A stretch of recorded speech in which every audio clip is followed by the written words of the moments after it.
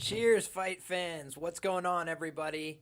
Welcome to another Fight Companion live stream. We're a little bit late today, but we've been cashing some bets. We've been doing pretty well in terms of the reads so far, and we've got a New York guy about to fight next. I got my old tuxedo wrestling sweatshirt on. I'm a New York boy myself, and we got a New York boy fighting for a contract up next. A former New York State champion, Nick Piccinini, is about to do battle, so you know we had to check in live with everybody. I want to say off the rip, guys, I've been having some audio problems, so if my audio is crappy, truly I apologize. I'm working on new solutions to that, but I didn't want to let perfect be the enemy of the good, right? So I'm here to just try and make it work as best I can. Hopefully the audio quality comes through as best that we can, and if there's any problems, guys, please just let me know. And again, I'll try and address it as best I can throughout the stream, but we're going to keep it pushing. In any case, guys, let's go through. And first, we're going to just take a look at what we've already seen so far tonight. So I really appreciate you guys that are rocking with me. I appreciate everybody who's stopping by and joining the party. Right now, we've had 3 fights take place already, and guys, I was very proud of the first read of the night. We had Mikalev sub plus 500 and the ends via sub plus 205 shouted out as the best bets, as the best props to consider. Let's zoom in so we have a little bit of a better view of this. And if you see here, guys, I had all my reasons. It was plus EV to the market. Both these guys had submissions on their record. Both of them had been producing submissions recently in their recent bouts. And I thought that the prices were simply off here. You were able to see that Bet Online, sharp markets like that, they were all the way down to plus 3xx. Meanwhile, you're seeing markets that are maybe not as sharp, maybe not as developed, maybe not as mature. They just opened today and they're at plus 500. Those are how you create some opportunities. So I hope that if you guys were in the channel memberships that you saw, I posted this document earlier right as the card was getting started. So I hope you guys were able to take advantage. I think it was posted around 7:55 or so. And also on Patreon, we've had this up. I live write this, guys. If you want, you could see as I write about each and every fight. Sometimes in real time, I'm changing just slightly based on the numbers, based on my perception. But I won't get them right every time. I'll always just try and identify what are the best numbers on the board to try and seek value and seek opportunities. And in this fight, I thought that Mikalev was the side. I thought he was the better fighter. I did think it was close. I thought that when the number had blown out, it wasn't great. I did think there was a chance it could go to decision. But in terms of the write-up here, guys, I was really proud of it. I did have the ultimate prediction as the sub or decision. I thought he was too big, too experienced from the superior regional scene. And Alden Bates, guys, he lost to him. If you guys watch the tape, Alden Bates should be on Contender Series next year. If he wins his next fight over on the regional scene in Australia, I think he absolutely will be given that opportunity. He has a win over Jack Della Maddalena. He split fights with him, right? He got finished in brutal fashion in the rematch, but still has a win over him and has a win over Mikalev, who I think is getting a contract tonight. Now, if we scroll over to the next fight, guys, I picked Julieta Martinez in the next fight, and this was a fight that was virtually pick'em all week. It went back and forth. I did think she was going to get it done by finish. I thought the sub had value at plus 1,200. She took the back over and over. She's been getting into these great positions, but ultimately, we saw a very tough Hernandez who just didn't want to give it up, right? Hernandez was a woman that showed, you know, she had a lot of heart, a lot of toughness. I think we just saw the same thing with Montero, right, in that last fight where we did pick Del Val as an underdog in that spot, and we can scroll down to the next fight here, right? Because I just want to make sure that we get to the Piccinini fight before it starts for you folks. But if you look here, I thought that Julieta Martinez was going to finish in the first 2 rounds, or it would be a dicey split decision late. And it did turn into a split decision. I know a lot of people didn't quite see it that way, but a lot of these young fighters, they have adrenaline dumps when they come out hot, when they look for a finish. I think we just saw a little bit of that as well with Yadier Devay. He has less than 10 professional fights. He's very skilled, very talented, had the best win on paper over Michael Aswell between the 2 guys. But you wanted to note that Montero was so experienced, 17-4-1, still under 30 years of age. So for me, both of these guys seem like fine mid-card talent, but I didn't have high hope for them as prospects, right? Montero had 20-plus fights. He's already 30 years of age, and I think you guys saw his game isn't complete. He needs to still work on different aspects, right? He threw 1 significant strike in 3 minutes and 30 seconds. That's not a sustainable path to winning mixed martial arts fights. Then you look at the fact that Del Val was the slightly bigger man by the metrics. It it didn't quite look like it in there, right? I think maybe the UFC measuring tapes are a little bit off this week because I got these straight from UFC stats. But you did see that the stronger man was Del Val, and we saw a little bit of that thickness in his back. He doesn't cut as much weight. I think he's a little bit more natural in the class, but I think that paid dividends for him. And honestly, I think that if Montero wasn't on such an insane, regimen from a doctor, I think he would have gotten knocked out in that fight, guys. He got hit with a million uncontested strikes in the second round, and he was a tough bastard. Also, at the end of round one, guys, look at this, okay? I said Del Val sub plus 450. I called the guillotine in round 1 or 2, and he's laying there holding the guillotine in elevated space, suspended in the air. I thought he was going to get it, and the time ran out. He realized that he wasn't going to have enough time to finish the hold. But for me, Yadier Del Val, as an underdog, comes through. We did pick him officially in terms of the prediction. We also did shout out the money line, the ITD, the decision. And that's because I thought all of them represented value, right? Like, I just thought every line on Yadier Del Val was off tonight. I thought he was the better fighter coming in. I did note, though, if you guys look, I gave the credit where it was due. Montero, I thought he was an opportunistic finisher. Landed a couple big shots on the feet, landed a couple, he even had that one guillotine himself in the third round. But for me, I thought that was a pretty good read where I didn't think Montero had much decision equity. I thought he needed to get it done inside the distance. He had some chances late, but ultimately it was Del Val, and that's a pretty cool feeling. So the analysis has been on point so far tonight. Lord willing, we could keep that going into the next fight, and that's what we're about to break down, guys. Nick Piccinini is taking on Luis Guruli, and, this is a very interesting fight, right? I think we have a blue chip prospect, right, in Nick Piccinini, and if we scroll down here we go, guys. Fight number 4. We'll get the banner rolling. Bang. And then we'll get Dixon, his awesome comment off the screen. But I hope everybody does. Smash the like button. If you guys are watching along on Twitter, on X, that's awesome, and I appreciate it. Go ahead and retweet. That would be awesome. That would be a great way to show some love and support. I'd really, truly appreciate it. Now, here's the deal, guys. When I look at this fight, here's how I see some potential value. Nick Piccinini by KO is plus 1,200. I played this against Jack Duffy, who I think is a little bit more, of a known quantity, right, at this level against tough guys.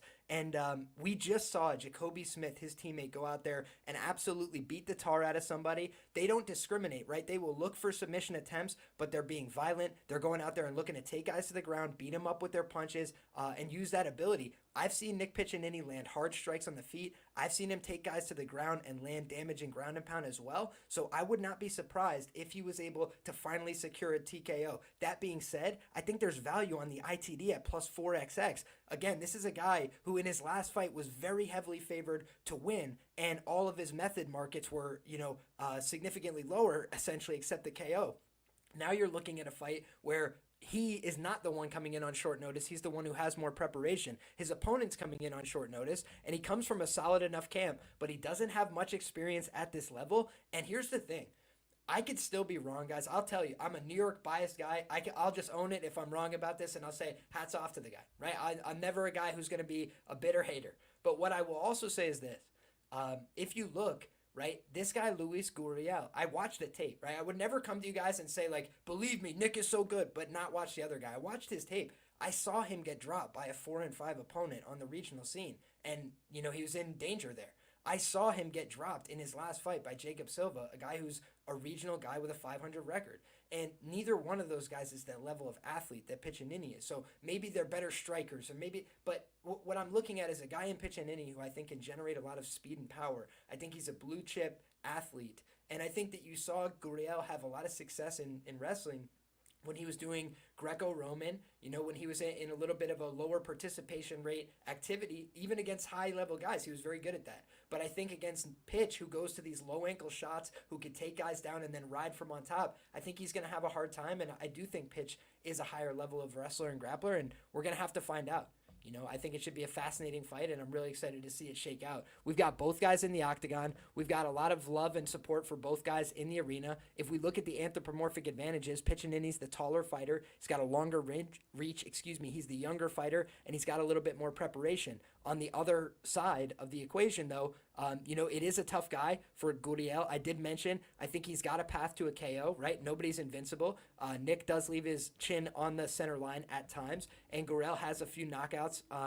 He does have there was one line, I think, in the entire market, 16-1 on the sub that was slightly plus EV. I do think he has a path to a decision, right? We saw in the last fight, Pitch went to a close decision, so I think that's possible. But ultimately, I lean towards Pitch getting it done, and I think he could get it done late in this one. I think round 2 and 3, when this guy starts to slow down, when he gets the pressure going from on top, I think he's going to have success. And here we go, guys. Live commentary. Huge takedown for Piccinini, and he's on the back instantly. Oh, my God, he might have to choke right away. He's on the back, and he's looking for a rear naked choke. There's 4:42 on the clock, 4:41. Nick Piccinini like a house on fire. He is out here looking to secure the bag. He's on the back. Can he win this grip fight? He was nearly under the chin. Wow, what a sequence to start. And Gurriel has recovered to his feet. What a sequence, and a knee to the head by Piccinini. Gurriel tries to spin out. Piccinini's back in on the takedown, and he's back on the back. He's in a rear waist cinch along the fence. He gets one hook in, and now he's riding with ground and pound. Excellent job by Piccinini. He's starting like a house on fire in this fight. 4:03, 4:02. Piccinini working for a takedown along the fence. Right hand on the brake. They circle back to center. What a start. Oh, and a big kick to the face for Piccinini and a takedown. Nick Piccinini is a house on fire right now. He just kicked him right in the face and then followed him through for a takedown, and now he's looking to pop out on his back again. What a fight. What a start. Nick Piccinini is on fire right now. He is using a lot of energy, though. He's got to be a little careful here. Nice right hand from Gurriel. That was his best and first, I would say, land of the contest. Decent outside low kick. That is something that has caused problems for Piccinini in the past. He's going to want to address those low kicks. Nice jab from Piccinini. He fires a wild overhand right, and it did go over the top. He missed on that one. He fired a jab. It was returned with a 1-2 from Gurriel. Gurriel's trying to walk him down with a little bit of pressure now. Nick is holding center. Fires a jab. Gurriel does a good job parrying the jab. He goes for a front kick of his own. Round high kick from Nick Piccinini lands on the guard. Gurriel fires a kick. He comes up short. Piccinini is firing out with the jab. He's using that as a rangefinder. They traded their Piccinini jab for a low kick from Gurriel to that lead outside calf. Piccinini using a lot of footwork now. He just came in with a nice teep to the body and then went upstairs with a punch. Nice jab. Gurriel, you're seeing a lot of explosive punching combinations. When he lands, it does seem to get the respect of Piccinini. He just went high with a head kick after a two-punch combination that missed. Piccinini just put together a nice combination on the feet. Landed a few good shots. Pull counter. Got his head out of the way of the return. Nice stick with the jab from Piccinini. Piccinini's the bigger fighter out there. Gurriel's trying to use those snapping kicks up the middle, just like Piccinini did to great success earlier in the fight. You're seeing Gurriel come up short on a lot of these punches. That shows the reach disadvantage in this contest. He's having a little bit of a hard time closing the distance with his punches. Piccinini's doing a good job throwing two to get his guard up and then firing the jab through the guard. It's a nice sequence by him. Again, Gurriel fired a 5-piece combination. I don't know if he landed any of them. He's kind of just coming up short on his combinations right now. That was a better combination from Gurriel, and he finally found him with a right hand at the end of it. It takes Gurriel 3 or 4 punches, it looks like, to get to Piccinini, but he could do damage when he gets there. Piccinini with a decent left hook. Piccinini's doing some backing up, though. Now he sticks him with the jab. Both men fighting in the center. Low kick from Gurriel. That's been his best attack so far. I would say his most effective attack. Nice open side body kick from Piccinini, and then he caught Gurriel trying to rush in and clipped him with the jab. Gurriel does a good job with that uppercut, though. When he does get in the pocket, he's been throwing that uppercut and then finding that low calf kick. Now Piccinini's able to get an easy takedown. The one thing I don't like is that Piccinini's takedowns are so easy, but he doesn't consolidate the back very well. And now he just created a little too much space there and let Gurriel get back up to his feet. That was a mistake from Piccinini. and Gurel landed a decent combination. Very close first round. Oh, good shots to the body from Piccinini. He was able to get a collar tie, fire off some good shots. There was a stiff hook return there. Both men are landing. But Gurel is more than doubled him up on significant strikes, according to the stat count. And he just landed a decent shot at the end of the round. There was the one knockdown sequence from Piccinini, but I would say it's a really tough round to score. It's a really tough round to score. If those strike counts are accurate, maybe it would lean towards Gurel. I thought that Piccinini did a great job. He started really hot. He got the takedowns. But it was a very close round, man. Gurel did a great job. When they were on the feet at distance, landed good shots. Piccinini got some good takedowns. He had some control. He had some moments on top, but he didn't sustain it for very long. And I do think that Gurel maybe landed the more impactful punches. It was close, though. I thought both guys did a good job. So I wouldn't be surprised if that's a split round on the judges' scorecards, honestly. I'm curious what you guys think. Go ahead and fire off in the comments section. My guy Dixon saying he needs to solidify on top. I couldn't agree more. Lord willing. Lord willing. This guy, I'm telling you, Gurel is not an easy guy to consolidate on top, but I think that Pitch, if he's able to get to a good top position, it could be the thing that changes everything. But it's a matter of getting to hooks, getting something really solidified on this guy. He's been doing a good job building his way back to turtle when he gets taken down. And he's coming out very hot with this boxing to start the round. 4:49, 48, 47 on the clock. And you're seeing Gurel try and pressure Piccinini, and he just landed a very good combination. I think Nick is hurt. He just got hit with a big head kick, but he popped out on his back, got a takedown. Now he looked to ride out into some back control. He creates a dynamic wrestling scramble. Gurel is trying to pop out on an armbar, but Piccinini's able to stay on top. Beautiful job to recover from Nick Piccinini, and a great job to stay on top. Difficult scramble, crazy wild scramble. Oh my, Gurel just popped out on his back, and he's looking for short shots. Wow, Gurel is fighting in a very, very good fight. Nick Piccinini is in a very, very tough fight right now. Gurel is staying very calm and patient, and he landed some good shots at the beginning of this round. Piccinini's getting hit with some shots to the body. He's landing good shots, and he's able to get this takedown. But this is a hell of a fight right now. Piccinini's back to his back body cinch, looking for his takedown against the fence. Gurel is trying to fight his hands. Wow. This is a fantastic fight. Two undefeated fighters right here. Nick Piccinini's chipping away with these short shots to the thigh. Looking for the takedown along the fence. Gurel is trying to fight the hands. Good short knee to the body from Nick. He's looking to get a hook in. Unable to do so at this point. The fight has stalled out just a bit against the fence. I wouldn't be surprised if Herzog is warning Piccinini to move here. Man, Piccinini's having a really hard time getting him down to the ground. Not liking what I'm seeing from Nick, if I'm being honest, guys. I think Gurel might have the advantage right now. He's starting to walk him down with pressure. He's operating from the center of the cage. He's touching him to the body and then coming upstairs with big shots. And Nick is starting to get touched by these shots. Starting to get hurt. Sad to say, but it's the truth. Couple big kicks. Piccinini's trying to answer with his own kicks, but he just got touched with a couple big shots in the boxing. He's got to get a takedown here. He's got to change the complexion of this fight somehow. Whether that's the clinch, whether it's landing his own big shot. He's now got the short collar tie, and he just landed a series of good knees. He's trying to get desperate here. He's trying to go dogfight with this guy. Man, Gurel is just staying so calm in the fire. Throwing these short jabs, picking his shots. Oh, he just got hit with a big jab from Piccinini. Gurel is just, landing way too many headshots right now. Piccinini's got to turn it up. That was a good elbow on the inside and a good jab. Piccinini's landing when he goes, and now he gets a takedown. This is a much better takedown for Piccinini. He's looking to get the mount. Oh, Piccinini's into the mount. Piccinini's into the mount. Piccinini's on the back. Gurriel's trying to stand back up from Turtle. Now he's giving his back. There's a hook in for Piccinini.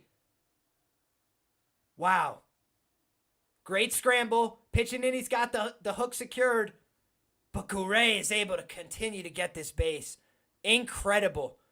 This guy's counter wrestling is so good. I did think there would be a class difference in the wrestling, and there has been, but it hasn't been enough.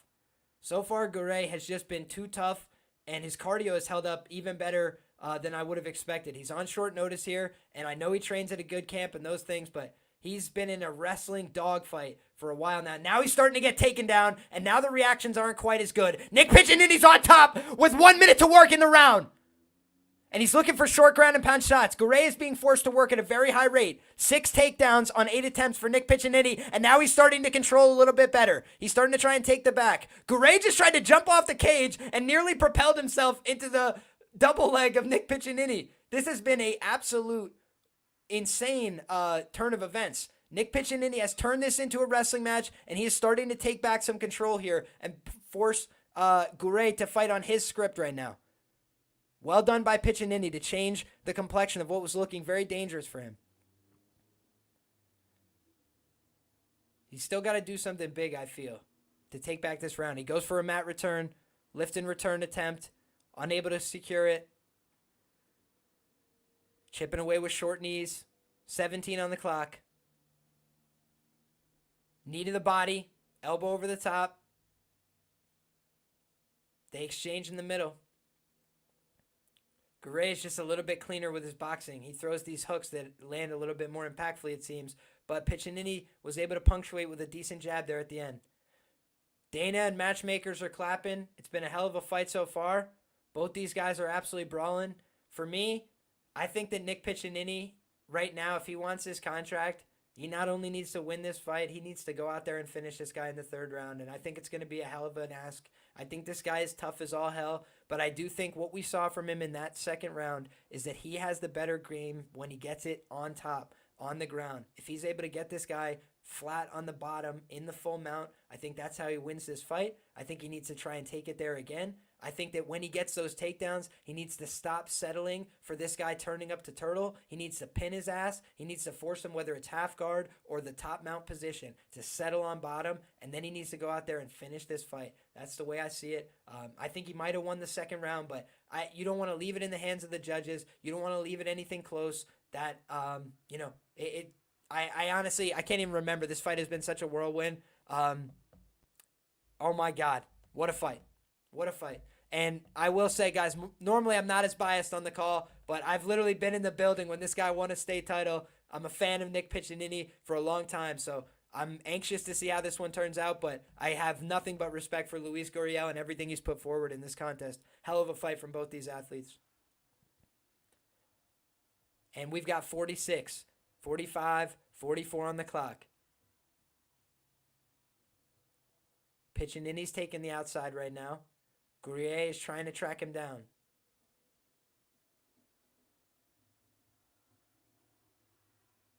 Gouret, you could see, is doing a good job reading these takedown entries from Nick. So Nick's not actually going. He's just feinting them right now. He's trying to bait this guy and get him to make a bad reaction. But right now, you're just seeing Gouret pick his shots a little bit better on the feet through the first 40 seconds. Piccininni's firing that jab, but he just doesn't have as much sophisticated offense. And you're seeing Gouret try and open up with 5, 6, 7 punch combinations. I think we need a takedown now from Piccininni. I don't think he can wait anymore. Gouret's starting to land these shots. Piccininni landed a decent hook on the inside and a decent uppercut. The volume's not there. He's getting touched up by too much volume from Gouret, and Gouret is trying to walk him down with these shots. He went for a takedown. He didn't quite get it. He got the clinch, though, and he landed a couple good knees. I think that one knee got a big reaction from Gouret, but Gouret is starting to throw again. Man, I think Piccininni might have gotten a reaction from that big knee to the body. Gouret is doing such a good job staying upright, though.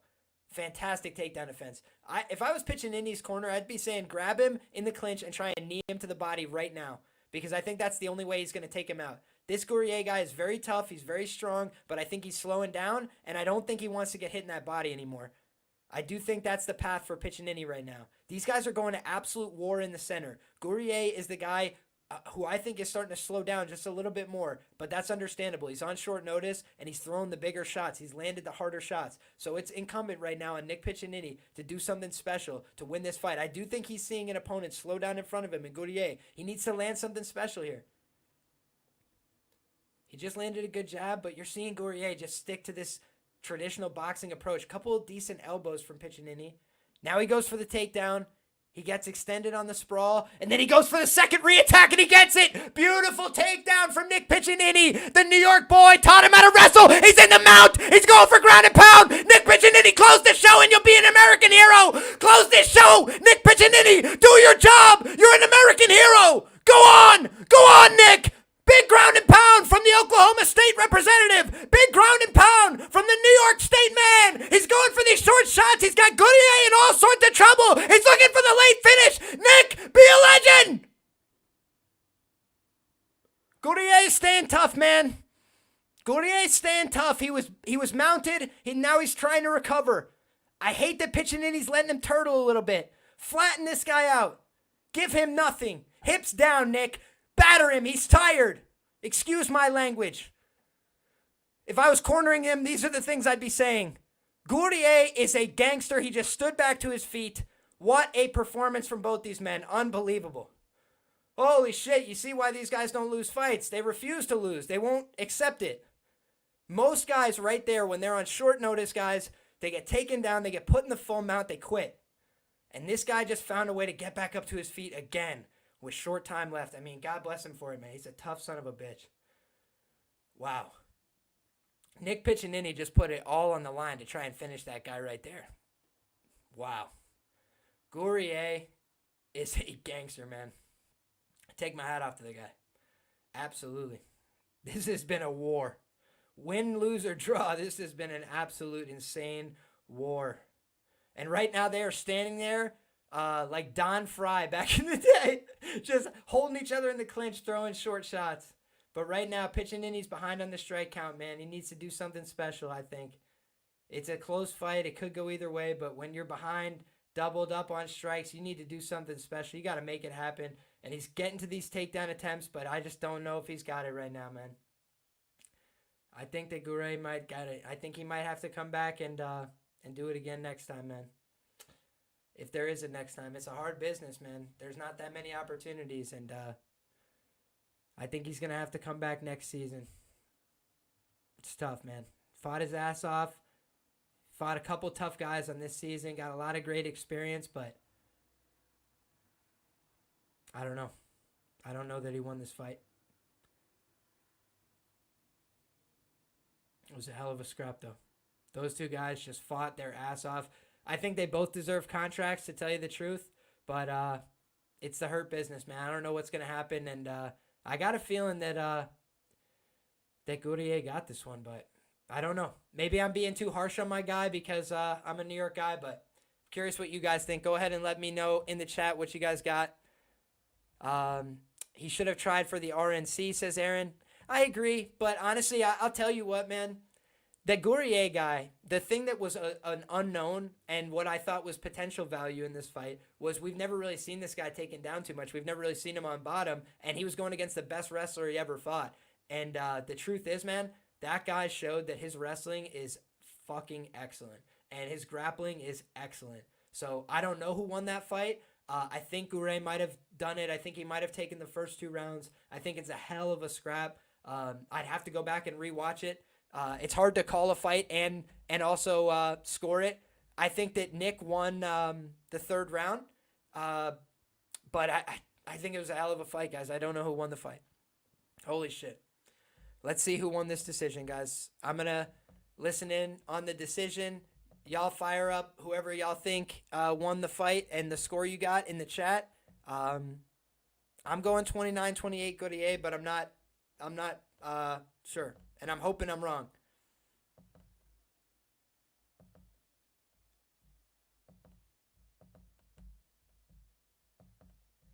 Oh, it's a split. It's a split, guys.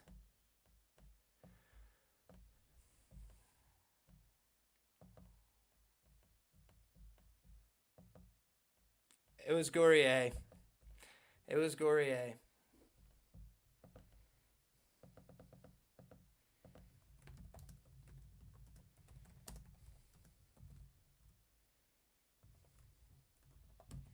That's brutal.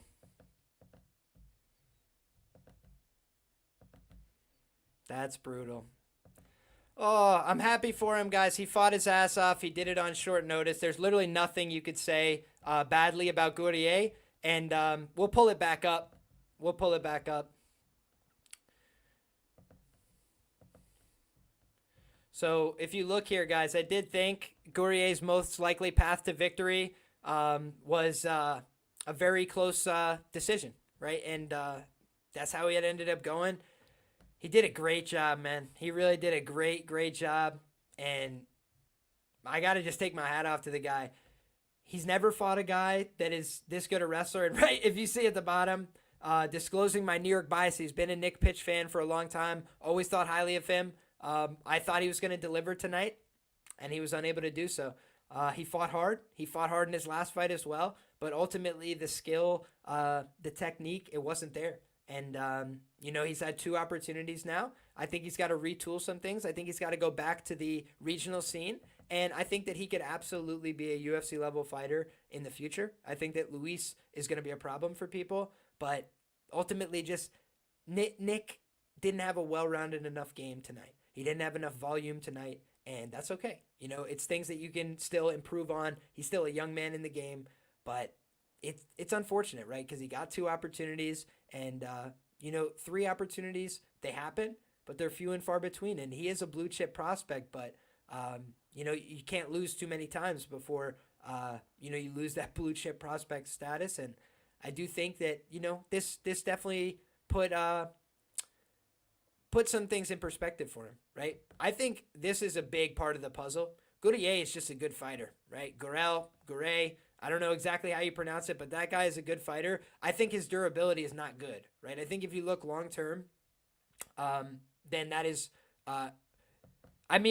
you're laughing at the KO, but he had the mount with, like 2 minutes left of the fight, and he was looking for a ground and pound finish. That's exactly what I was hoping that he was going to do. But unfortunately, Gouret, his cardio held up, and hats off to him, man. He obviously trains really hard year round, and you look at that guy, he's gone to decision a few times lately. He's been clipped on the chin several times. I do think there are things to look out for, reasons to fade him in the UFC.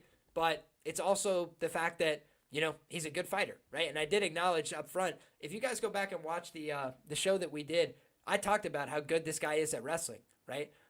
If you go back and look, this guy beat Bryce Meredith. This guy beat Santo Curatolo, like really good wrestlers on his run in Fargo 2012. I talked about that tournament in particular. I went back and watched his matches. So I knew he was good at wrestling. I thought he was going to be very good in the upper body. I thought he was going to have problems when it hit the ground with a guy like Pitch, and he didn't, right? At the end of the day, shout out to Trap Lord in the chat, said, sad needs top control and striking work. Absolutely. It was the top control for me that was the biggest problem, right? Because if you have top control, then getting 6 takedowns is enough, right? Like, he got 6 takedowns. His wrestling was fine. His wrestling was on point.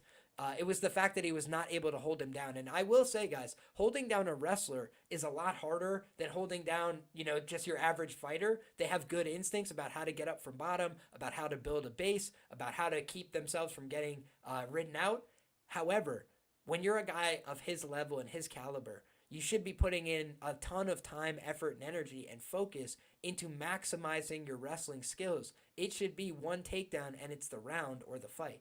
And, the truth is, I think the right guy won. And I think it would have been a bigger disservice to Nick's career if he had won this fight and moved forward and didn't have to make some improvements and change up the skills. But when you look at what he brought to the table, he went out there and, he tried, but he wasn't able to sustain the top position long enough to make it count. And in that exchange, he was giving up too much energy, right? He did a good job, I thought, with the knees to the body. I think he could have invested in that attack more. I think he's got to throw out those soft little punches to the body in favor of those bigger knees. Maybe start bringing those punches upstairs, uppercuts instead. But ultimately, it was a good fight. It was a good scrap, and I lost a little coin on that one. I'll be honest. Just a half unit shot there between a quarter unit on the KO plus 1200 and a quarter unit on the ITD plus 450. So ultimately, just the wrong read there. I thought Gouret would tire out because he was on short notice, and he did a great job of sticking with it in the third round. He did show a little bit of fatigue, but he fought through it admirably, and that's why he's an undefeated fighter. The guy has not been a professional all that long, and he's showing that he's really the real deal Holyfield, training with good pros. They had nothing but good things to say about him. He's getting a contract to the UFC after that fight. So he deserves it, no doubt about it. And I do believe Nick Piccinini will be back, but it just wasn't his night tonight, and that's okay. All right, guys. So the quick recap. We had Nick Piccinini to defeat Gourier, and we were dead wrong. So shout out to our New York biases. We did not get the right answer there. On Del Val, we got the right answer, right? We shouted out the sub, the ITD, the decision, and the money line as valuable ways to play him. We predicted him to win via sub 1 or 2 via guillotine choke. Unfortunately, guys, he went for the guillotine. He nearly had it. Clock saved our guy Montero, and then it ended up being a decision at the end. Then if you look back at the fight prior, we picked Julieta Martinez. We thought she was going to get it done inside the distance. She unfortunately went the full 15 there. Classic WMMA. They beat the tar out of each other, but Leslie Hernandez, very tough, had her own skills. And then we called the sub in the first fight of the night. Our shout out for the props to consider, guys. Mikalev sub plus 500 and the ends by sub plus 205. So we started the night in the absolute gold. And looking down, we predicted Mikalev via sub as well. We thought he was too big, too experienced, too good a regional scene. And ultimately, we thought the submission is the bigger upside. Adu is not a quitter, guys. That's what I said in my breakdown. And then what happened? He went to sleep, right? He did not quit. So shout out to Adu. He will be back as well, right? I hope at 155 pounds. He was a little bit undersized. Also, guys, if you look back here, this is how I thought, Piccinini was going to get it going. Was in rounds 2 and rounds 3. In round 3, plus 1,900, he gets to the mount. I think that the read had some merit to it, but ultimately we just saw why it fell apart, which is the lack of ground control.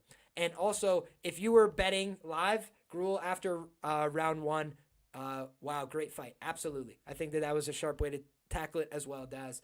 Because honestly, I saw, Nick just struggling in that fight. And that's the way it is. That's the way it is. Wow, great fight. Man.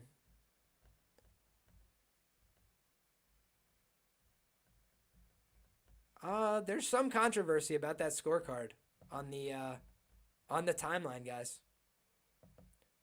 There's some controversy on the timeline. Some people are saying it should have been Nick Piccinini rounds 1 and 3. I literally said, though, I have to go back and rewatch that one, guys, because I would be lying if I said I had a very clear feeling. I was rooting for Nick. I was praying for Nick, and ultimately that's just the way it is, right? It won't be that way on most fights, but on certain fights, you got to just say, hey, these are my biases and I can't get around them, right? Loyalty is plus EV more often than not. I bet on my guy Blake Perry as a plus 750 underdog, and he got one of the biggest upsets in Bellator MMA history. So loyalty is plus EV long term. Can't win every bet, but Nick Piccinini, the great state of New York, we've taught them boys how to wrestle many times, and we'll do it again. I still think if there was a pure wrestling match out there, Nick Piccinini got the job done, but it's a fight, and ultimately, if you get outlanded by double the significant strikes in a fight, it's harder to say you won the fight, right? I think he went out there and made it close, but it's just hard to say that guy won the fight. So Peter saying I predicted 3 of the 9 possible outcomes. What I had said was I thought there was value on those lines. I thought that the underdog was live in Yadier Davai, right? And I thought he was live by sub. He nearly submitted the man in the first round. I thought he was live by decision, and he went out there and won the decision. I thought he was live to win the fight inside the distance. He had the guy backed up against the fence and beat the shit out of him for, 2.5 minutes in the second round. So, yeah, I think all of those were live. I think all of those were good plus money. And honestly, the money line being the shout at plus 116, if you wanted the least amount of risk, that's what you take. If you read through the analysis, you'd see why I thought there was merit to all those plays. And ultimately, it's a betting strategy guide, right? So I don't say, take this, right? I say, these are the best options on the board. These are why. And I go through fight by fight exactly why I feel that way. So let's talk about this fight, right? It's the last fight on the card. And we've got a very inexperienced Nick Klein. He's only had 6 professional fights. He's had a handful of amateur fights as well. But what's, a little jarring. If you go back and watch his tape, guys, he used to fight at light heavyweight. He looks like a completely different individual. You see the guy on the scales, now he's doing the flex. He's got the muscles, right? He's got the line down the middle. Then you go back and look, this guy used to fight at light heavyweight, and he didn't look like the same guy at all. So I think that we've definitely seen a body transformation, a guy who's gotten a lot more serious about his health, his career, his fighting. So all of those are definitely positives, right? But when you look at, some of the negatives, right? I do think his physicality is good, not great, right? He's gotten better, but there's definitely middleweights that have thrown him around. If you look back, Dorjan Dokaj, he was able to go out there and kind of muscle him about. You look back when he was at 205, I think it was, he fought Niall Bartling, and Niall Bartling, I think, wrestled for the University of Nebraska, or maybe Nebraska Kearney, or one of these schools, right? He was from the Nebraska area, I believe, and he was a good fighter, relative to Klein at the time. He was just a little too physical, so he was throwing him around. Klein was looking for submissions. He was trying to be dangerous off his back, but he just got beat up by a bigger, stronger guy who knew how to wrestle better. And I think when you look at this Geraldo Souza guy, there's definitely some things to be desired, right? I don't think he's a perfect fighter. Classic Evolução Tai. These guys, I like to bet on them typically as underdogs. I'm not as bullish on betting them as favorites, just because, sometimes they gas out. Sometimes they swing like crazy, just put their chin up in the air in the pocket and take a lot of chances, a lot of risks. I think that when you look at these two guys, the guy who hits harder, the guy who's faster, more dynamic, more aggressive and assertive is Geraldo Souza. So I think that his best path to victory would be to come out here and try and knock out Klein. Klein's been finished with strikes 2 times before. He got finished in the 3rd round of a fight where he was just getting beaten down over time. He was starting to run out of energy in that fight against Doran. And Doran's not a bad fighter, but he's also, like 4-2-1 on the Canadian regional scene, I believe. I don't know that he's, the best fighter you've ever seen. So I haven't watched more tape on him than just the one fight. And he did do fine in that fight with Klein, but he seemed to me like a guy who was getting taken down and stuff early, but he was able to outlast his opponent. And for me, the way to beat Geraldo Souza is to be able to outlast him, right? Like if you could take the punches from this guy and keep fighting him, he gets tired. He starts pulling guard. He starts making bad decisions. But for me, the problem is Klein likes to mix it up in the wrestling and the grappling. He likes to take people down. I think that's his best chance to win the fight. But he's also got a guy who's, talented on the ground. The majority of his wins are via submission. So let's scroll down on the document and talk a little bit more. The best win for maybe either of these guys is Klein's win over 12-4 Colin Huckbody. Submitted him in the 3rd round. Did show a good grinding pace in that fight. So for me, when he's not meeting a ton of resistance, when he's able to get off on his game, he can go push a hard 15-minute pace. When he is meeting resistance, it can be a little bit different. Then you look at the Geraldo Souza fight. He went to a draw based on exhaustion once. He looked like he was ready to quit in round 2. The guy didn't know how to put the finishing touches on that fight. So for me, I thought that was a big problem in terms of laying chalk with a guy like this. But he is a competent ground player when he's fresh. It does make him a deserved favorite in my view. The reason I would look at props instead of money lines is the ABCs say always bet on cardio. You don't want to get caught speeding with a guy who gasses out in the first 2 rounds. So I think there's a few different ways you could play this fight. If you're on the Souza side, guys, I think you look at the round props, right? Round 1, whether you want to pair that with the sub or the KO. For me, I think the KO is much more likely, but there's a few different ways to play it, right? I think Klein could take over late. That's why I mentioned his late round props. I think Souza could win early. So my ultimate prediction, I do make an ultimate prediction on all these fights. So my man Peter was giving me a little shit for predicting a few different lines. I talk about different betting lines and what I think has value, but then I tell you, this is how I think the fight's going to go. And ultimately, I'm either right or I'm wrong. I try my best, and sometimes I'll get it right, sometimes I'll get it wrong. But in this fight, I think Geraldo Souza probably wins early. He's got almost double the professional experience. He does have, a Brazilian background, which whoa! The fight started and it's over. Oh my God. Klein just submitted him while I was talking. No fucking way! No way! No way! Oh my God! Klein subbed cash from the dock! Guys, that is crazy. That is crazy. I was still talking about the fight. I had it muted on my television. I go to click over to the fight to see how it's going. And this guy, Klein, has already submitted him plus 600, either by sub plus 200. Oh, my Lord. Oh, my Lord.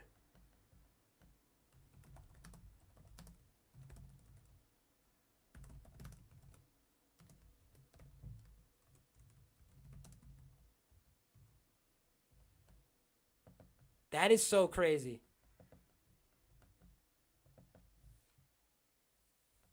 Wow. Oh my God.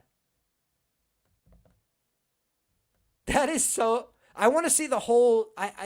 Can they just replay the whole fight? It was so short. Just replay the whole fight, you know? Wow. Let me go back in the broadcast. That's crazy, dude. Pura Vida BJJ. Stand the fuck up. That is unreal. Wow. And they definitely scooped on the they definitely scooped on the round props, right? Because I think most people that broke down that fight would have said Souza early or Klein late, but that's why Klein sub, either sub, 2-0 to the sub, man. He pushes the grappling in all his fights, decent wrestling and back taking instincts, and he got it, man, so quick. That's absolutely crazy. I thought it was possible, and even I didn't think it would look like that ever. I didn't think he was just going to come out there and own him. Combined record is 7-0 to the sub, a plurality of both men's wins, majority for Souza, equal split for Klein. And he just said, F the equal split. Let's make it a 3-2 count. Bang. Oh my God. America, stand up. America, stand up. You done it. You done it. That is crazy, guys. That is absolutely nuts. Wes Schultz hit him with the tag in, and he just said, all right, I'm going to take that contract, dog. Holy smokes. Wow. Wow. That is so crazy, man. This guy's got a great RNC. He's going to get knocked out bad, I think, at some point in the UFC, but hell yeah, man. He deserves the shot. He came in on short notice, and he just made it all happen for himself. What a gangster, man. What a gangster. Came in fully confident. You know, what a performance from this guy. And a dog closes out the year, guys. In a year of favorites on Contender Series, a dog closed it out. Peace and Love says, yeah, Klein washed him. What's up? I hope everyone's robbing the bookies. My guy Aaron says, best podcast in the game by far. I appreciate that, Aaron. That's very kind of you. Thank you so much. Holy smokes, guys. That was so crazy. Hit the subscribe button, guys, if you're new here. If you haven't been tuning in for a while, I appreciate you rocking with us. Thank you so much for being here. This has been unbelievable. What a night of fights. And I'm literally going to rewatch this, guys, and I will call this fight for you after it just ended, okay? So this fight just ended, and I'm going to rewatch the 30-second fight in real time and tell you exactly what I think. Okay, here we go. Kick to the body from the red shorts of Klein.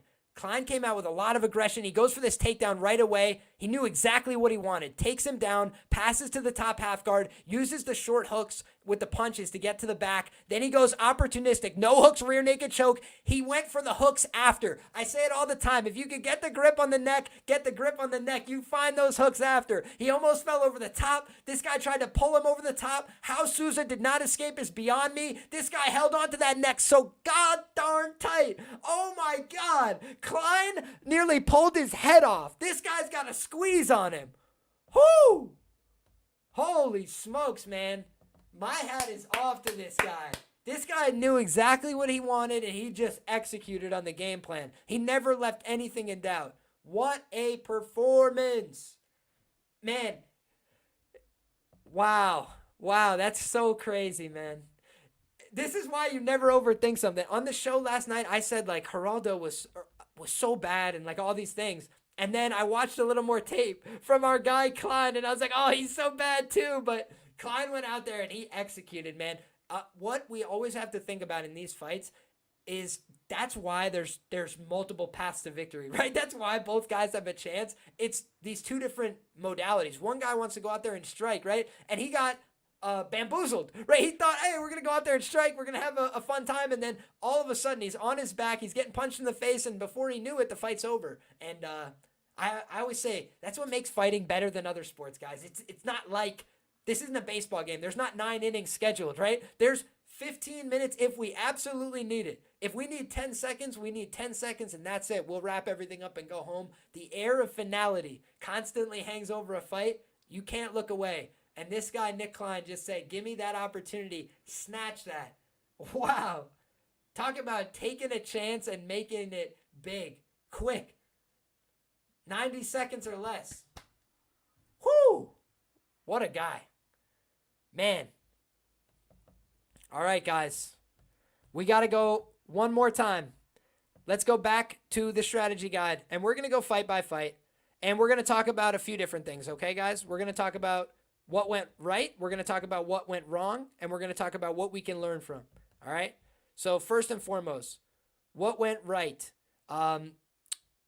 First and foremost, we have Klein sub and either by sub plus 200 here, but we always got to remember something.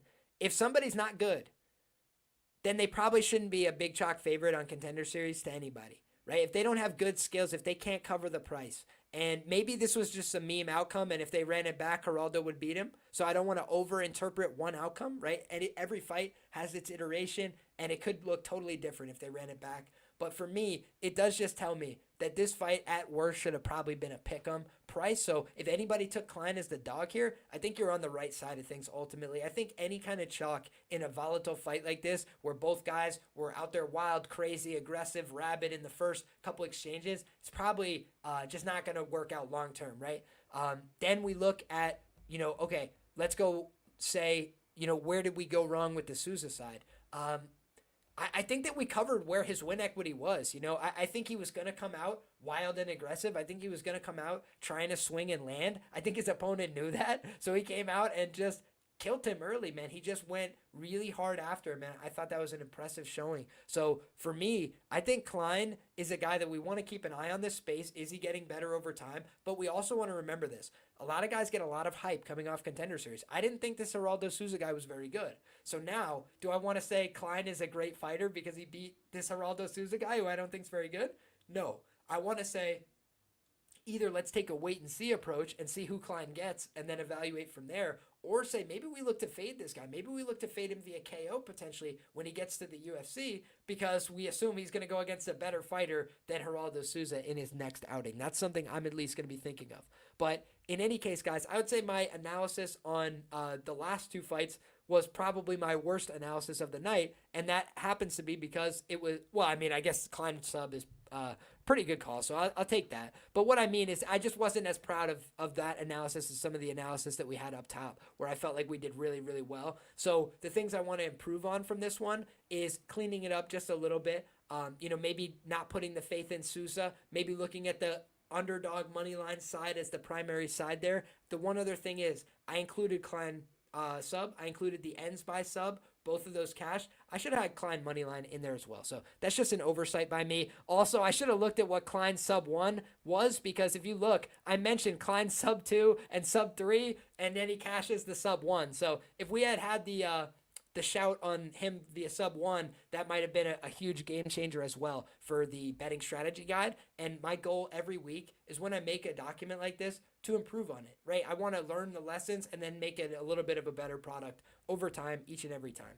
So I think that we did a good job on this matchup, but there's definitely a lot more that we can improve on there. Here's the one where I just shit the bed, guys. I did a decent enough job identifying how Gore would win the fight if he was to win it. I said he would either win by KO, and he did rock my guy Nick a couple times on the feet, or he would have to grind out the decision at plus 350. I think that, when you look back, Gore just was a better wrestler than I thought. And I thought that Nick was going to be the much better wrestler. And unfortunately, he was just a slightly better wrestler tonight. And when you're the better wrestler, you get the takedowns, but maybe you don't get the control. Maybe you don't get back points, right? Like if you guys know my wrestling lingo, right? If you guys saw what Nick was able to accomplish, he got some great takedowns. He got some great mat returns. He had some good positions, but he didn't keep them long enough to win the fight. And that was ultimately what matters.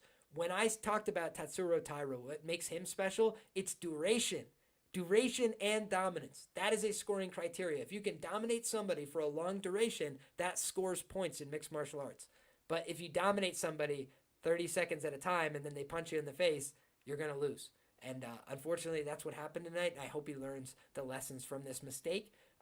And I think that he's still a great fighter. I think he's still a great talent. I think he's still a blue chip prospect. But today was a setback, and he's got to come back next season, I believe, and he'll have better success.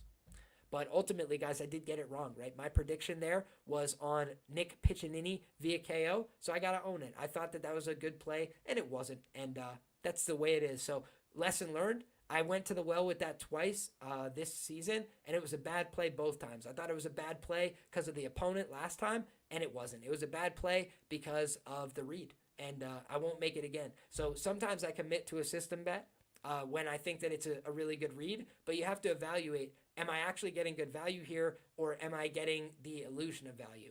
And I think that at plus 1400, where I initially shouted it out, it had some value, but marginal at best, and ultimately just wasn't to be had today. So let's see who he gets next. Maybe if he gets a chinnier opponent or something like that, we'll have to see and take it case by case. But I just didn't see enough today to feel fully confident in that kind of outcome. All right, guys, and then we look back at the Yadier Davaye pick. I did call him to win this fight. It turned into a little bit of a greasier decision than I thought. I thought he was going to finish with that guillotine in the first round. I mentioned the habits that I thought were really exploitable here, right? Montero is experienced, but not the kind of guy the UFC generally wants to sign. And then you see him go throw no strikes through 3.5 minutes, right? So exactly who Dana does not want to sign. Then I say, Delvaye has a nasty guillotine. He puts his head in those exchanges too often. So that was the kind of thing that I felt like we were this close to a perfect read there with the sub and the sub one call. But in any case, right, you look back, I mentioned Montero sub at plus 600. Let's just, I'm on view only mode. I'll have to fix that after. But I mentioned Montero sub, right? And Montero sub, he had one very solid attempt in the third round. I mentioned the KO. I think that was his only chance to win, was to finish the fight. I thought on the scorecards, Delvaye was washing him in terms of just how many positions he won, how many situations he won throughout the fight. And we noted, like I said, the dipping the head into bad positions, going for takedowns, threatened with guillotine chokes in multiple different fights, submitted before with the rear naked choke, giving up his back to lesser fighters. Delvaye had the tools to exploit it. So Montero was cutting a lot of weight. I didn't know if his gas tank would hold up. I have to say, that guy's gas tank is incredible for cutting all the weight that he does to 145 pounds. So my hat is off to the guy for sure. I think that was a really impressive showing from him. Then you go back and look. And by the way, let's talk about contracts real quick. I think Gouret is a sure thing to get a contract. He just won a really hard fight on short notice. I think Klein is a sure thing to get a contract. He just dispatched the guy in 30 seconds. I think that Delvaye is going to get a contract, but I think this one is at least up in question. I think Dana gave him a standing O, and I think they really appreciated the performance, but he didn't get the finish. He did have a couple moments where he got tired, so maybe they give him a little grief in the interviews there. But I mentioned, all these as being potential value. Instead of the KO, the ITD I thought was a better play than the KO, and then I thought that the sub was a solid angle. He nearly had it. I thought the decision was going to hit if the fight went off 15. It went off 15, and that is what ended up hitting. But also the money line at plus 116, keep it simple, stupid, right? If you can get the plus money guy that you think is going to win the fight, he ended up routing that guy, despite the fact he was way less experienced. So shout out to Yadier Delvaye, the Cuban problem. Nobody wants that Cuban problem right now. And he had that win over Michael Aswell that we really respected as well coming in. So shout out to him for that. If you look back, we predicted Martinez to defeat Leslie Hernandez via stoppage. And unfortunately, she was not able to get it done. She had that one kick come land on the side of the dome, but it didn't quite land flush, so she wasn't able to put her away. And also we saw that Hernandez was a very tough girl.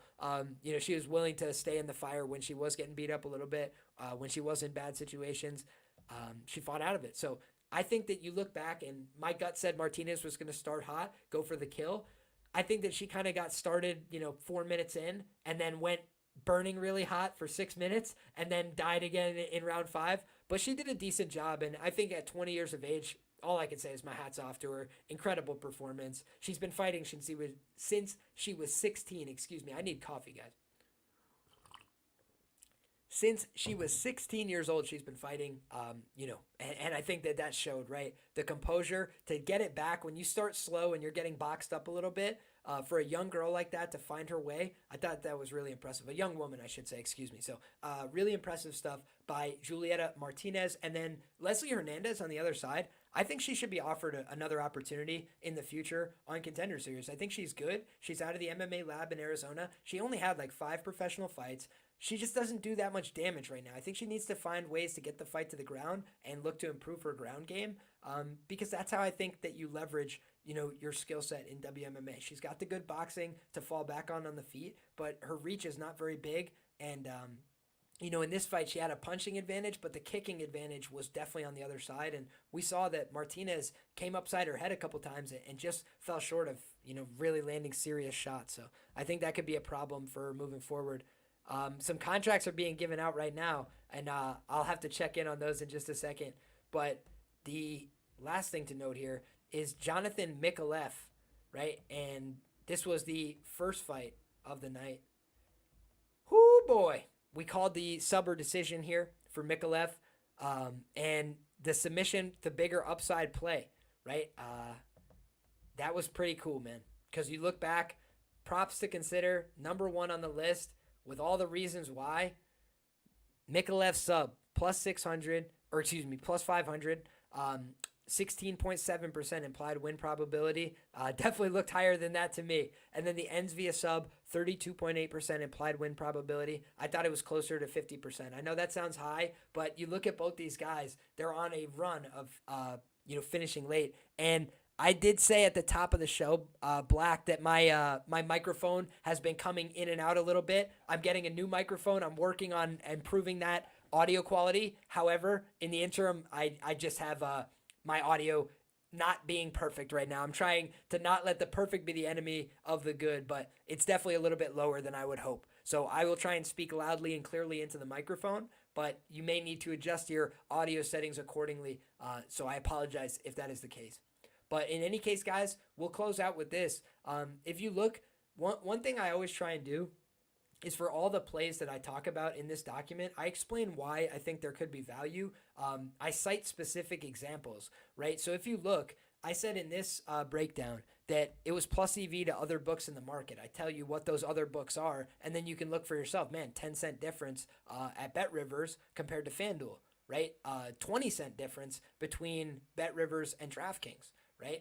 I thought that was a pretty, big, interesting disparity. And then meanwhile, you look at a sharp book like Bet Online, a book that originates sharp action, and they have the worst market price on both these guys by submission, right? They've got the lowest price on Addo by sub. They've got the lowest price on Mikalev by sub. So they're saying they think it's much more likely than the market. They're pricing it over 40%. And so you're, again, getting a 32.8% on something that a sharp book says should be 40 plus percent. That's a good edge to me, right? Those are the kind of edges I look to exploit. And then you don't have to be no Shirzamis, right? I thought Mikalev was going to win the fight by sub, but I was willing to find out if it was Adu at plus 205, right? And I thought both guys had that opportunity. I thought both guys were assertive. But why would I lean with Mikalev sub? Both guys, their best available price was plus 500. So then I got to go with the guy I think's going to win and the guy I think's better. And obviously I thought Mikalev fit the categories there, right? And I didn't have a clear read on that. But what I had seen was Mikalev was in trouble on the feet, and Adu was in trouble on the ground. He was nearly submitted via an armbar in his fights in Canada. And if you go back and look, I posted that video on my Twitter. If you guys aren't following me, I encourage you, at Liam Picks Fights. Go follow me on there. I posted that video, and I said Adu is not a quitter. But then what happened in this fight? He didn't quit. He went to sleep. If you guys have been listening to this show for a long time, I've said it a million times. I prefer guys that go for the choke because you can't tough guy a choke. You go to sleep like everybody else. It doesn't matter how tough you are. It doesn't matter if you're willing to let your shit break. All these things, right? There's some people that will let you go for a joint lock and just let their ankle get destroyed. All these different things. Muhammad Makayev, right? Jafel Filo, a world-class grappler, put him in a downward knee bar, trying to crank on it, trying to rip on it, and the guy's knee is turning halfway inside out, and he didn't tap, right? He's a gangster. He did not want to give it up. But meanwhile, right, if you just put a rear naked choke on somebody, they go to sleep. There's not really much else they could do, right? Eventually, the pressure becomes too much. They don't have enough blood in their brain. They go to sleep. So that, for me, is where Mikalev did a great job in this fight. You got a tough guy. You got a guy who's not going to quit. Put him in a triangle choke. Put him in a really serious spot. Put him to sleep. That's the way you win the fight. And so it was a really smart, mature performance. And I think that one thing I want to do to close out this show, guys, is let's talk some general themes on Contender Series this year. And I think that we had some good talent come through. I don't know that it was the strongest season of Contender Series, but one thing that stood out to me, guys, Latin American women, they're on the rise, right? A bunch of very talented females, a bunch of very talented young ladies have come up from Argentina. I think Eunice Dubuen was from Venezuela, if my memory serves. I can't remember exactly. All these different locales being represented at a high level now on the Contender Series. I think that's important to note. Then you look at, these Australians. Guys, these Australians, these New Zealand fighters, the Anzac region, they kind of needed a reset, right? They needed a refresh on their talent pool, and they're getting it, in my opinion. They're starting to get that trickle in, whether it's Haddon, whether it's Mikalev, whether you're seeing these guys start to break through and make it to the next level. They're talented. It seems like they're ready for prime time to fight at the UFC level. And what we're seeing from them is a well-rounded approach. They can fight on the feet. They can fight on the ground. It's hard to overwhelm them. I think that they've really shown, these improving skill sets. So ultimately, we had a pretty chalky year on Contender Series. Definitely some dogs came through as well. And we had a pretty solid season in terms of reads. One thing I want to do is I want to go back and see if I can find this recap, because we definitely posted a recap not too long ago. Here we go. So this is something I wanted to do real quick at the end of the season. So we talked about some of the reads that we had on point for today, and I was happy about those. But it's a long-term game, and me and my guy Gordo Gambles and Pierce Big Bird have been doing this show for a long time, right? Shout out to Big Bird. He joined the fray more recently. He's been a friend of the show. He's been in the comments. He's been all around. He's a very, very sharp guy. He puts out a bunch of great information, and I encourage you guys always to go check out his stuff. But me and Gordo have been doing this for years and years and years, putting out these Contender Series breakdowns.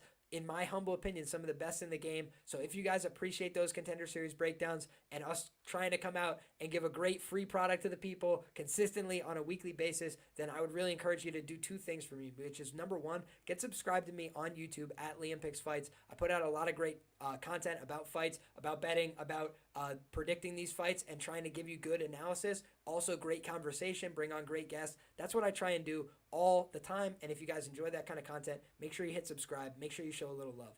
In addition, guys, Plays and Fades YouTube channel. That's where you can find the work of Gordo Gambles. He is my co-host year after year. He's done a great job. And right now, guys, Canada has been letting him down. These guys have not been going out there and showing out for him, but Gordo's been doing a great job in terms of his work, in terms of his contributions, in terms of all the things that he brings to the table. So if you don't mind, show a little love and support to our guy Gordo Gambles and the Plays and Fades YouTube channel. It's a great way, to just get some positive karma coming your direction. If you believe in that, right, go show a little love to Gordo. I met him in person. He was a great individual. I couldn't have had a more positive experience. And it's rare, right? In the MMA Twitter space, right? A lot of people, you get to have these relationships with them via talking over the internet. This guy, Gordo, I met him in person at a UFC event in Columbus, Ohio. We had a great shaking of hands, a great, conversation. He's a cool guy. So always much love and respect to my guy, Gordo. And I appreciate him making the walk each and every week with us. But guys, let's go ahead and take a look at some of the winning angles that we've had on this show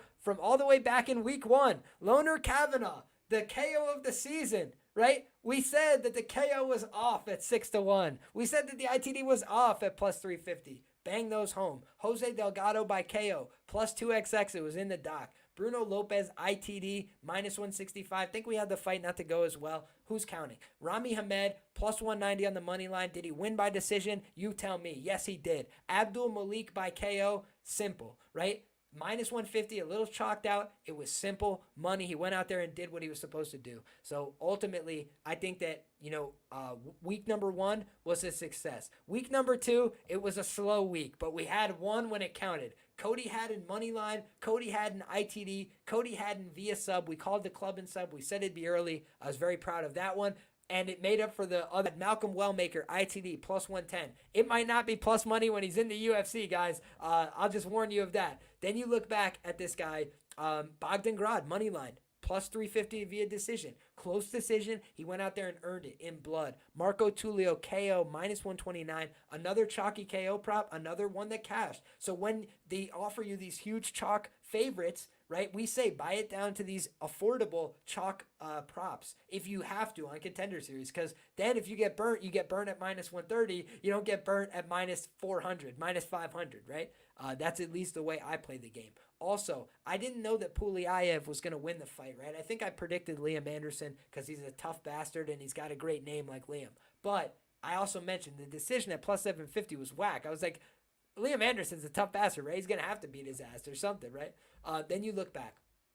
Sal killed another guy from the Australian Anzac regional scene that we talked about. Very skilled, very talented, and he went out there and did the damn thing. The goes the distance was plus 215, cashed it there. It was a back and forth fight. It was a hell of a fight. Austin Bashi, this guy knew what time it was, right? The sub was chalky at plus 115. The ITD was chalky at minus 160. The fight not to go was chalky at minus 185, but he made it look easy. We called the underdog, Desjardins Santos, moneyline, plus 300. Decision, plus 750. We said that Will Curry was not to be trusted. I said it multiple times. Siak Hyun Ko, we said that he was a live underdog, even though the other guy had a dope afro. We said that the decision was whack at plus 1200, and it was whack. So ultimately had some very good reads on the Contender Series in the first couple of weeks. Then we go and look at the next couple of weeks, okay? So we look at week number 5. Cagliari on the money line. She cashed that quickly. Musasa decision goes to decision 9-1, 3-1. Bang.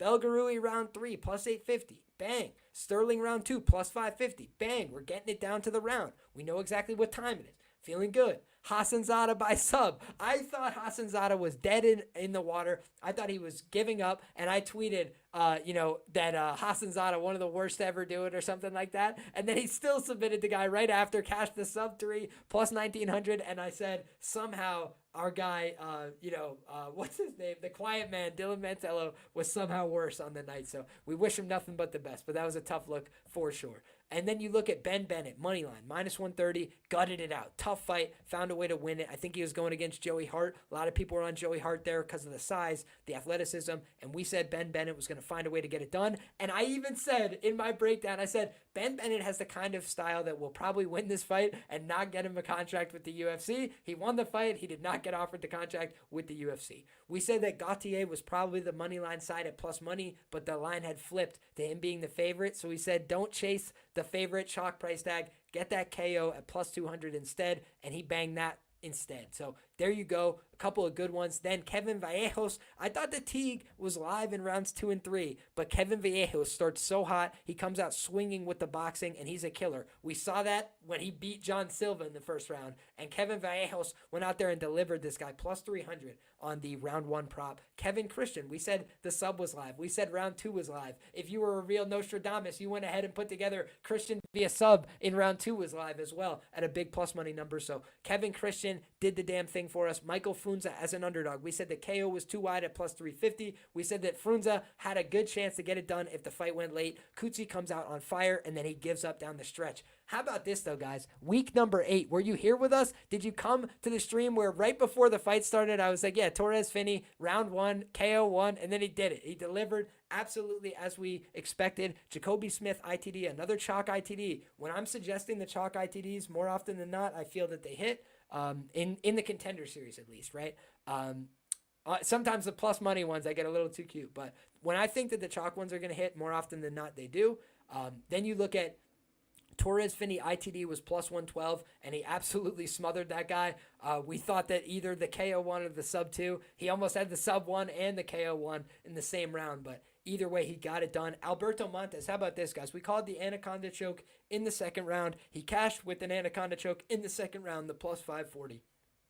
DR Nurgozayev, I said that the money line I thought was a little short. I thought he was going to go out there and get the win. He absolutely beat that guy pillar to post. So DR Nurgozayev did his job, and that was the recap, right? So week number 9, I don't have a recap for on Twitter, so I can't share it with you. It's somewhere in, you know what? Why not? Why not? Just for the sake of it, let's pull up week 9. And I don't think it was a banner week, but I think we hit something.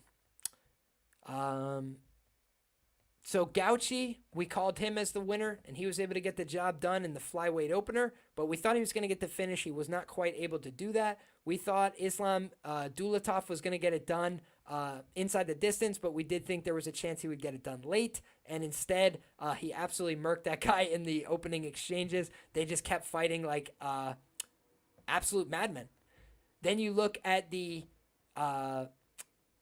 Mario Pinto and Lucas Camacho fight. I was just wrong about that one. I thought Camacho was a live underdog, and he got smoked in the first round. Pinto was the real deal. Holyfield, oh, yeah, there was definitely something, though. Here we go.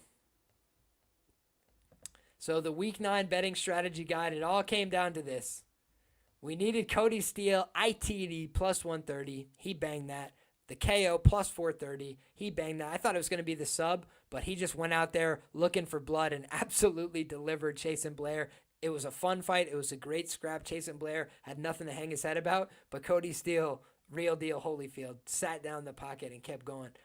So I thought that Vakatov KO 1 and 2 was the ways to play him, right? I just thought it was pretty simple. He was either going to win via KO in the early rounds, or Mastrov was probably going to win the fight, because I just don't trust this guy's cardio and things like that down the stretch. But in any case, Artem did his job. He made it look so easy. So for me, that was week number 9. And then you guys were all here for week number 10. So that's the whole season, right? We won most of the weeks. We had some big plus money numbers all throughout the season, plus 900s, plus 300s, plus 500s, plus 700s, all throughout the gaff. And that's what we're always looking to do, right? Big plus money. Don't have to risk a lot to win a lot.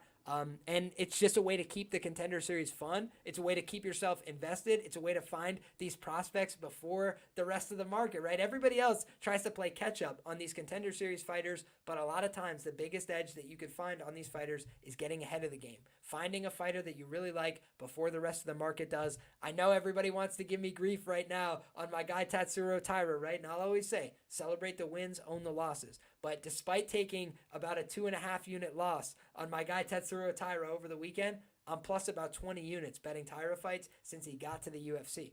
And I stuck with the process the whole time, where when his money line came under a certain price, I bet it every time. And I capitalized on a lot of great opportunities that, ceased to exist, right? He went from fighting the dregs of the division at the lower end, where he was a very clear favorite against them, to fighting the best guys in the world and still being a massive, significant favorite. So for me, trying to, time the market isn't easy, but trying to get in before everybody else notices that something is a good investment, that's the way I like to try and play the game. So I appreciate each and every one of you guys for showing love and support. If you guys want to, get more access to the information that I provide, if you want those write-ups as soon as I write them, these kind of things, then you can go ahead and find my information 2 different ways. You can either become a channel member, or you can go ahead and find us on Patreon. On Patreon, there is a live community where we talk all the time. I answer questions, both via DM as well as in the general community chat.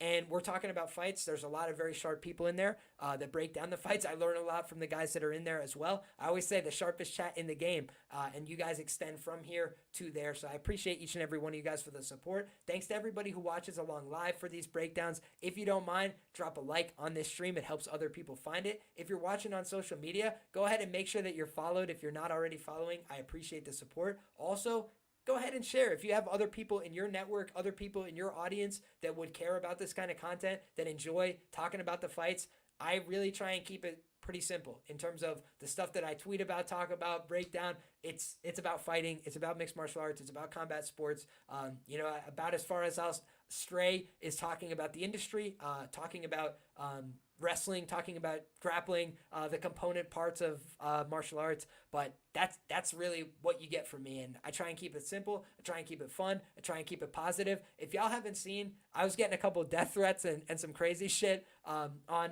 Twitter yesterday. And that's, the opposite of my ethos, I like to think, right? I'm trying to preach a message of peace, love, and positivity. And that means that we can come out here and have fun and laugh and joke, We can not take ourselves too seriously like some people do, but we also are just here to have a good time at the end of the day, to bet on fights, to talk about fights, to try and pick what's going to happen in the craziest sport in the world. Two guys punching each other in the head, two young ladies punching each other in the head for, the applause of a drunken audience and some money.